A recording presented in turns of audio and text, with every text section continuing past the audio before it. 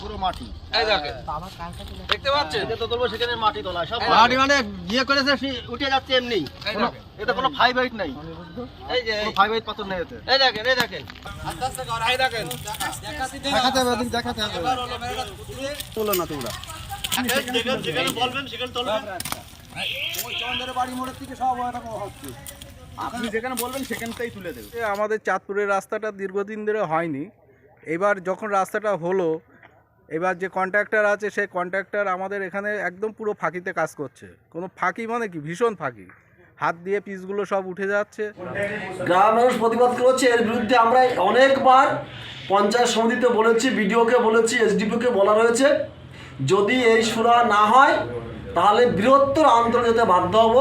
এই ঠিকাদারকে অবিলম্বে black list করতে হবে এবং রাস্তা নতুন করে সুন্দরভাবে যাতে দীর্ঘদিন যায় সে ব্যবস্থা করতে হবে। এটা বাস্তব। আমাদের মমতা ব্যানার্জি যে আদর্শ নিয়ে কাজ করতে বলেছে, আমরা সে আদর্শ নিয়ে কাজ করছি। আমাদের ওখানে আমাদের টিএমসির মেম্বার উনি দেখেছেন, দেখে আমাদেরকে জানিয়েছেন।